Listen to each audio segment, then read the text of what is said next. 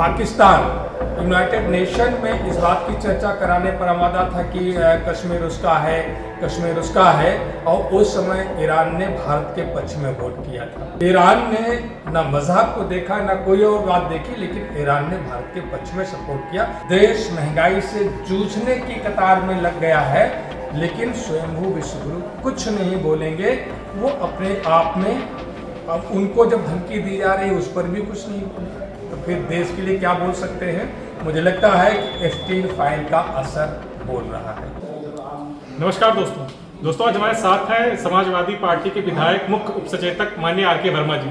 Sir, हम आपसे जानना चाहते हैं, सर भारत हमेशा ग्लोबल लीडर और विश्व गुरु की बात करता है, तो सर ये अमेरिका ईरान का जो युद्ध हो रहा है, इसमें सर भारत की कोई कूटनीतिक भूमिका आप देखते हैं? देखिए, जो आपने शुरू की बात विश्व गुरु की, तो स्वयंभू विश्व गुरु हैं। और स्वयंभू विश्व गुरु की हालात ये है कि एक देश का राष्ट्रपति उन्हें कह रहा है कि मैं मोदी जी का पॉलिटिकल कैरियर ख़त्म नहीं करना चाहता हूँ। इसका मतलब है कि वह पॉलिटिकल कैरियर ख़त्म कर सकता है, उसके हाथ में है। इसका मतलब है कि देश का सर्वोच्च नेतृत्व तो ही नहीं खतरे में है, बल्कि देश का भविष्य भी खतरे में है। और रही बात भूमिका की, तो भारत यूनाइटेड नेशन का जो संस्थापक सदस्य रहा है और भारत के पास वो पावर है, वो बात रख सकता है, यूनाइटेड नेशन के जरिए बात कर सकता है कि युद्ध निश्चित रूप से किसी समस्या का समाधान नहीं है, हमको बुद्ध के रास्ते चलना चाहिए। केवल भाषण के लिए है क्या, ये बात कह सकते थे। लेकिन ना तो इन्होंने इजराइल के समर्थन में कुछ किया, ना ईरान के समर्थन में कुछ किया, ना जो बेटियों की इतनी जो बच्चियों का स्कूल था उस पर जो मिसाइलें गिराई गई, उनकी हत्या है, उस पर कोई संवेदना व्यक्त करी।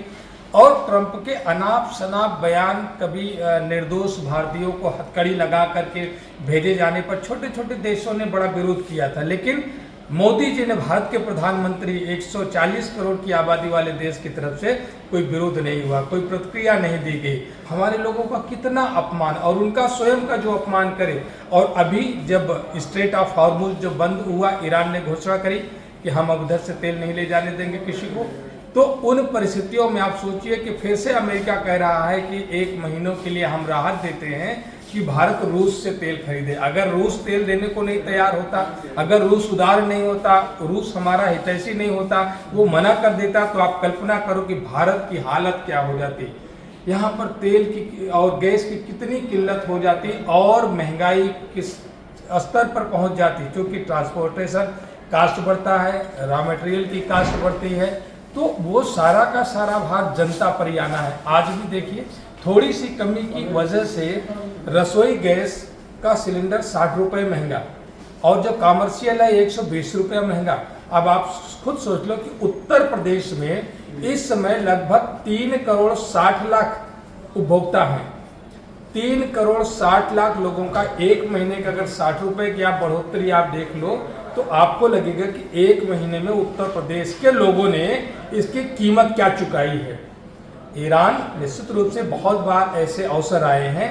आप याद करो कि जब पाकिस्तान यूनाइटेड नेशन में इस बात की चर्चा कराने पर आमादा था कि कश्मीर उसका है, और उस समय ईरान ने भारत के पक्ष में वोट किया था।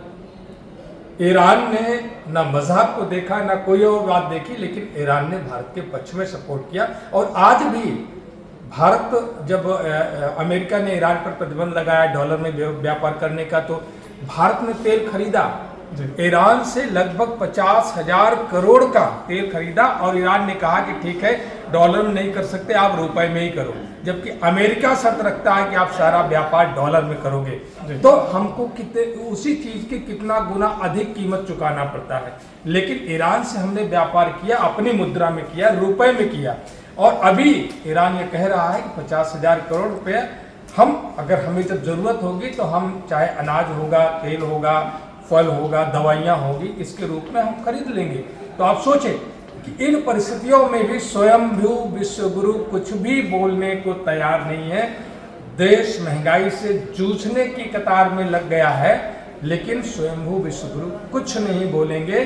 वो अपने आप में, अब उनको जब धमकी दी जा रही है उस पर भी कुछ नहीं बोले। तो फिर देश के लिए क्या बोल सकते हैं। मुझे लगता है कि एप्स्टीन फाइल का असर बोल रहा है। जी, धन्यवाद।